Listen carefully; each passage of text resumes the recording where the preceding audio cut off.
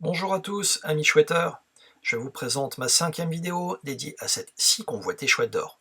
Au cours de celle-ci, je vais vous présenter mon approche concernant la toute fin de jeu, c'est-à-dire le moment où notre zone est identifiée quelque part en France. Quand on parle de zone, on parle d'une surface de quelques kilomètres carrés, sans forcément de contours ni de limites précises. Elle aurait été définie par Max Valentin lui-même de forme patatoïde et de dimension d'une ville dite moyenne.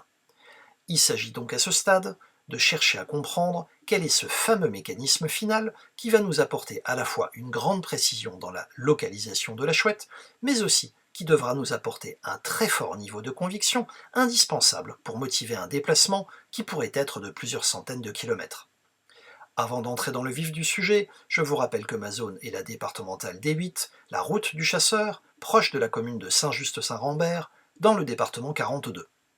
Celle-ci s'est révélée à moi à l'issue de la 11e énigme, au travers d'un recoupement de 3 droites qui se croiseront précisément sur celle-ci sur la carte Michelin.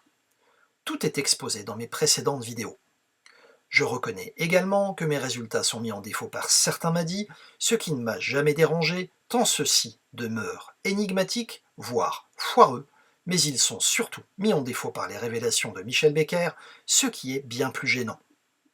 En effet, ma zone ne s'obtient pas en fin de 9, mais bien en fin de 11e énigme, et pour ne prendre que cet exemple, la religion, dans sa dimension symbolique, intervient à 2 reprises dans mes solutions, alors que Michel Becker a exclu formellement ce registre, comme Max Valentin avant lui. Je vous promets pour autant une réflexion appuyée, qui sera peut-être source d'inspiration pour certains dans leur zone, et pourquoi pas pour certains d'entre vous dans la bonne zone. Mais je vais surtout vous révéler une très belle découverte et la mise en lumière d'une expression qui risque vraiment de vous bousculer tant son application pratique me semble audacieuse, surprenante et franchement magique. Introduction. Lors de la révélation de ma zone, je me trouvais dans une approche du jeu qui était celle de l'époque, c'est-à-dire que malgré toute l'énergie que j'ai déployée pour me mettre à l'abri des madis, j'ai fini comme tout le monde par en être intoxiqué. Les madis ne m'ont jamais dérangé, ni même intéressé. Il m'est arrivé de les parcourir succinctement, sans vraiment chercher à confirmer ou infirmer un de mes résultats. J'ai toujours considéré que ces interventions de Max Valentin, via le Minitel, ne pouvaient et ne devaient en aucun cas faire avancer qui que ce soit.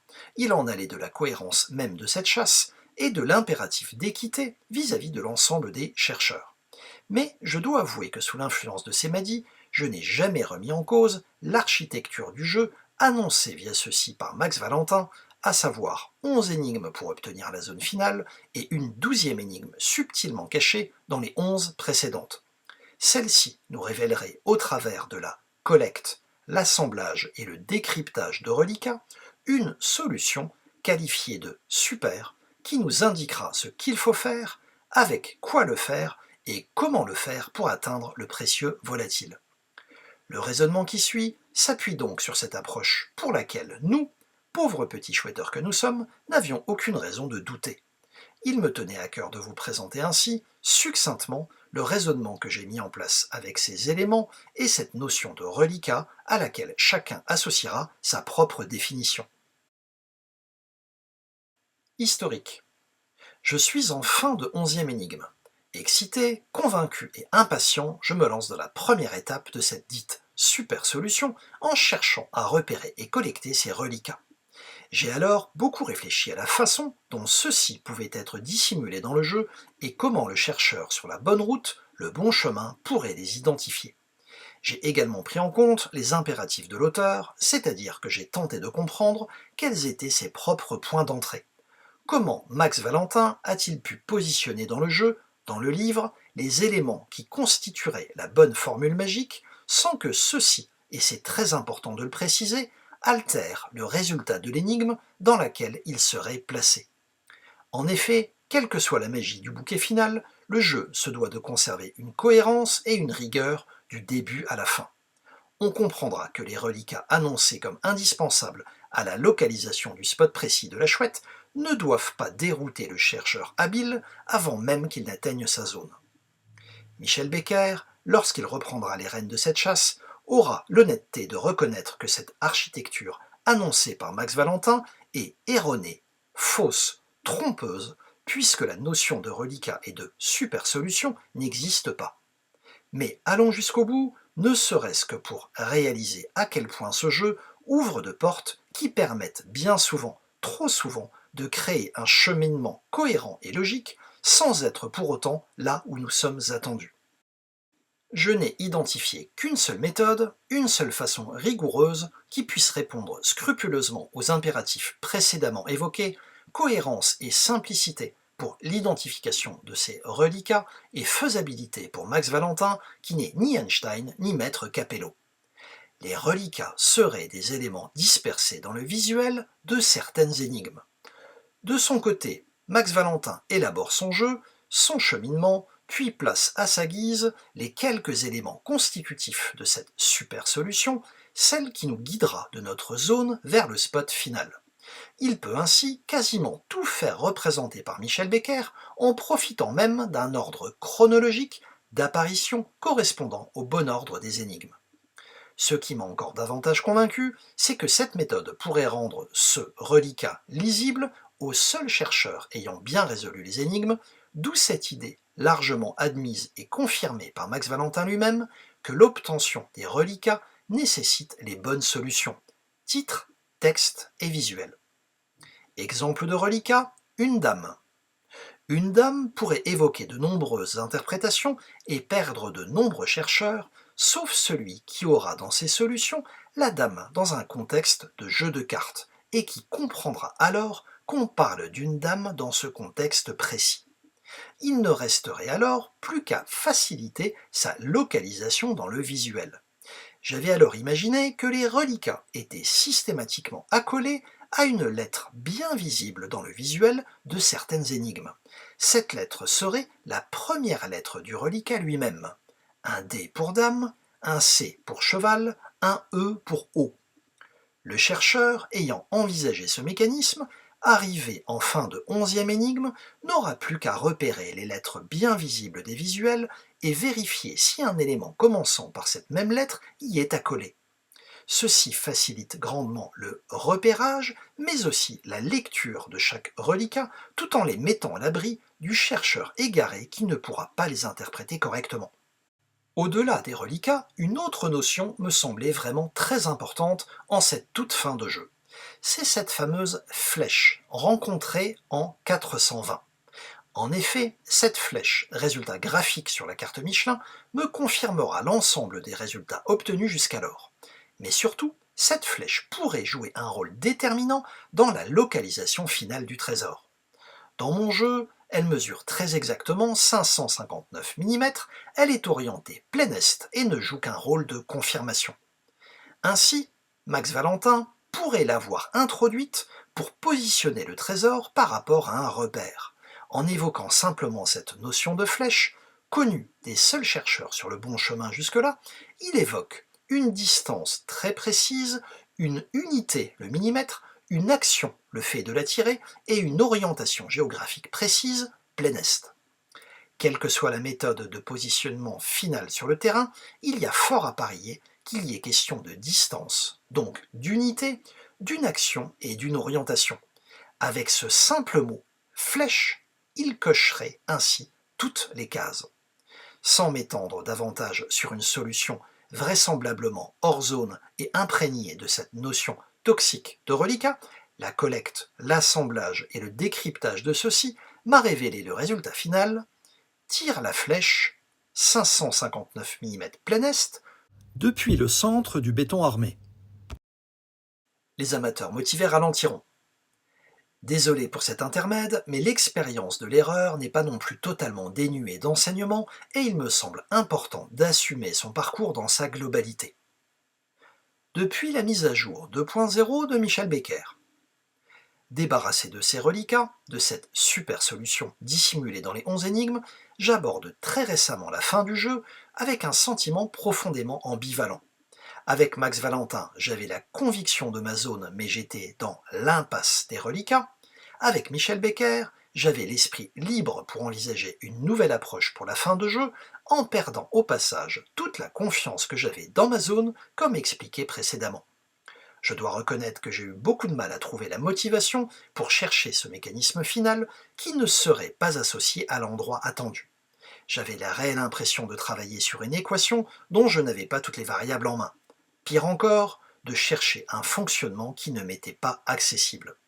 J'ai cependant fait une très belle découverte que je vais vous révéler. Les éléments objectifs à approfondir et tous deux récemment mis en lumière par Michel Becker sont le passage en revue des sentinelles une fois sur site et la recherche d'une fameuse expression qui serait passée complètement à la trappe et dont aucun chercheur n'aurait saisi le sens attendu. Dès la prise en compte de cette seconde révélation, je me suis mis à la recherche de cette expression que j'ai située intuitivement en toute fin de jeu.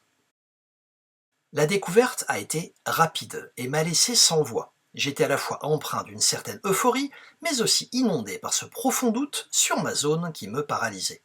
J'avais un réel sentiment de frustration d'avoir découvert quelque chose de fort, mais que je ne pourrais pas exploiter comme il faut, à l'endroit où il faut. Cette fameuse expression, tant recherchée, tant convoitée, serait pour moi « maintenant que tu as dénoué tous les fils ». En vérifiant sur les éditions historiques en ma possession, celles de 1993 et celles de 1994, j'ai constaté que 5 fils blancs étaient systématiquement positionnés au même endroit, alors que chaque livre ne comporte pas le même nombre de pages. À la lecture de ces mots, éclairé par les révélations de Michel Becker, j'ai réalisé qu'il pourrait s'agir de dénouer les fils de reliure du livre, ce qui aura pour effet d'en libérer les pages. Ceci se traduit physiquement par le fait que les pages, quelle que soit la version, se désolidarisent de la même manière. Les visuels s'associent alors à un texte différent que celui lié à la lecture normale du livre. Bien entendu, il n'est pas rare qu'un livre soit relié par des fils, loin de là, mais que ces fils se trouvent à chaque fois au même endroit m'a laissé perplexe. Un élément va encore me conforter que c'est bien le mécanisme attendu. Michel Becker a édité un premier livre sans avoir eu connaissance des solutions de son propre aveu. Une fois que les solutions lui ont été officiellement transmises, il a édité un nouveau livre respectant encore une fois ce fameux assemblage via ses fils positionnés de nouveau au même endroit malgré un nombre de pages différent des éditions historiques. J'étais alors convaincu de la pertinence de cette découverte. Ce sens premier et rigoriste de cette expression, ce passage à l'acte, cette action à mener au sens propre en assumant sa décision, quitte à détériorer irrémédiablement l'ouvrage sacré, serait le fameux bouton qui enclencherait enfin la bonne approche de la toute fin de jeu, le mécanisme final. Les pages ainsi libérées vont mettre en évidence une observation que je considère encore aujourd'hui troublante. L'énigme 650, où se trouvent ces fils, ne sera évidemment pas altérée, le texte restant positionné face au même visuel. Mais le recto, en revanche, présentera alors une vraie surprise. Le visuel de la dernière énigme 520, avec cette lumière qui semble sortir de la Terre, sera lui, en revanche, mis en relation avec le texte et le titre de l'énigme 470. Bien évidemment, il ne s'agit pas de procéder à un deuxième décryptage du texte, celui-ci n'ayant pas de seconde interprétation possible. Mais en revanche, le titre en lettres capitales et en gras pourrait lui évoquer la phrase de clôture qui finaliserait cette chasse. Ce n'est le bon chemin que si la flèche vise le cœur. L'apparition de cette notion de flèche est une très bonne nouvelle, puisque à elle seule, elle nous donne une direction, une distance et son unité, comme je l'ai expliqué un peu plus tôt dans la vidéo. Nous serions donc sur notre route du chasseur, nous aurions ensuite à chercher un chemin, le bon, trouver le repère final pour tirer notre flèche. Ce fameux hasard, toujours plein de bonne volonté pour nous enterrer toujours davantage dans nos certitudes, placera en périphérie immédiate de ma route et de l'endroit que je considère comme le centre de ma zone, un chemin qui porte le nom de chemin du chasseur. Je trouvais cette approche cohérente, on part de notre route, puis on poursuit sur le chemin du même nom, en bons chasseurs que nous sommes. On commence en calèche, on termine à pied avec sa boussole. Vous l'aurez compris, cela ne mènera à rien, pas même à un trou vide, puisque aucun repère évident ne s'est offert à moi. Je dois avouer également qu'un ami me fera part que sa version du livre, la troisième version officielle, est bien liée par des fils blancs, mais que ceux-ci ne se trouvent pas au même endroit. Je demeure pour autant assez convaincu à ce jour que le mécanisme final pourrait bien être amorcé par cette libération des pages. Dans l'impasse, je me suis alors intéressé à la première révélation de Michel Becker et j'ai tenté de réaliser ce fameux passage en revue avec mes sentinelles, solution de l'énigme 650. Je vous invite à consulter mes vidéos numéro 2 et 3 qui vous révéleront leur double identité, à savoir les avions radars AWACS américains et ces géants de fer, ces immenses robots, ennemis jurés des 4 fantastiques du monde de Marvel. Incapable d'exploiter quoi que ce soit sur le terrain concernant ces avions, j'ai considéré que les sentinelles attendues sur le terrain pourraient bien être ces géants de fer qui prendraient alors une forme plus symbolique. Il me semblait alors nécessaire de pouvoir les identifier facilement sans dévier de ma route départementale D8, point de départ du raisonnement final. En parcourant cette route sur la carte, j'ai remarqué qu'une ligne haute tension venait à la croisée, et qu'en conséquence, il y aurait forcément des pylônes électriques qui porteraient cette ligne de part et d'autre de ma route. Le rendu sur place m'a troublé, car oui, ma curiosité m'aura une nouvelle fois invité à me déplacer. Le ressenti attendu s'est confirmé et a été assez convaincant. Au pied d'un de ces pylônes, sud de la route, je me suis bel et bien retrouvé en face d'un géant de fer qui pourrait incarner très naturellement ces colosses du futur. Je vous assure que vous n'avez pas à forcer votre imagination au pied d'un pylône de ce type pour y voir ces robots venus d'un autre monde. Le grand enfant que je suis en sera convaincu. Je me décide alors de réaliser ce fameux passage en revue au pied de ceux-ci en levant la tête et en cherchant quelque chose de propre à chacun d'entre eux. J'ai remarqué rapidement que chaque pylône était identifié par une plaque métallique positionnée en hauteur et marquée d'un chiffre et d'un lieu. Leur carte d'identité, en quelque sorte. Au sud, celui qui aura ma préférence, pour le sud de l'énigme 780, il s'agira du numéro 5. Quant au pylône au nord de la route, il portera le numéro 6. Bien décidé à mettre en relation ces numéros avec la séquence 717 2107 5 de l'énigme numéro 10, j'ai dû me résoudre à admettre qu'aucun raisonnement convaincant ne s'offrait à moi. Seul le chiffre 2, en lieu et place de cette fameuse femme invisible, qui serait alors très habilement mise en avant, m'incitera à me déplacer au pied du pylône numéro 2, ce que pourtant je ne ferai jamais. En effet, j'étais parfaitement conscient que mon approche était au mieux incomplète, au pire complètement erronée et très probablement dans la mauvaise zone finale. De plus, les interventions de Michel Becker m'avaient convaincu que le mécanisme ne souffrait d'aucune incertitude et qu'à lui seul ce mécanisme suffirait à convaincre le plus prudent des chercheurs, ce qui n'a jamais été mon cas. Voici donc quelle a été mon approche du passage en revue. Je vais terminer cette vidéo en me permettant une critique concernant ce dernier mécanisme, sans amertume ni frustration, car il y a un gagnant qui sera parvenu à le détecter et à l'activer comme il faut. Il semble évident qu'à la conception de cette chasse au trésor, la toute fin de jeu ne devait pas être un mur infranchissable. Toute la difficulté du jeu devait se situer en amont lors de l'identification de la bonne zone. Le spot, quant à lui, devait se révéler rapidement aux chercheurs ayant atteint ce niveau. Comment concevoir le fait que plusieurs dizaines de chercheurs, voire plusieurs centaines, puissent se croiser sur une zone de quelques kilomètres carrés pour un sprint final qui serait sans doute peu sportif et un brin dangereux dans ce contexte d'excitation et d'affolement général. La piste de Dabo illustre parfaitement cela, des centaines de trous, une grande concentration de chouetteurs qui amène son lot de difficultés à gérer pour les autorités locales. Dabo ne fait pas partie de mon jeu, mais je demeure convaincu que si c'est la zone attendue, Max Valentin aurait souhaité que cela se passe différemment. Tout ceci m'amène à cette conclusion. La fin de jeu souffre d'un problème de conception, osons le dire, d'un possible amateurisme de son concepteur.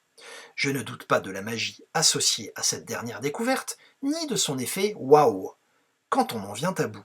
Mais je suis convaincu aujourd'hui qu'il manquait une passerelle, un pont permettant de passer méthodiquement de la zone au spot final. Je dis cela indépendamment de mes résultats, car quoi qu'il en soit, la chouette a vraiment pris son temps pour prendre son envol, alors que l'identification de la zone est chose faite depuis longtemps par certains d'entre nous, si l'on en croit Michel Becker. Max Valentin étant parti du spot pour concevoir cette chasse, il a dû mettre en place ce fameux mécanisme génial, puis s'est débrouillé pour amener le chercheur dans la bonne zone sans avoir vraiment réussi à assurer une transition rigoureuse et logique entre la zone et le spot. Pour autant, quelqu'un a trouvé, seul ou en équipe, ce qui valide, quoi qu'il en soit, une certaine cohérence de l'ensemble du chemin. Voilà, je vous ai livré sans filtre un raccourci de ma réflexion concernant la solution finale du jeu. Lors de ma prochaine vidéo, je vous exposerai ma solution pour l'énigme 560, la 9e. Ad Augusta per Angusta, énigme capitale qui va jouer un rôle de confirmation et de synthèse de tous les résultats précédents. Préparez-vous à un voyage au travers du fil qui vous connectera à l'infini et au-delà. Merci à vous et à très bientôt.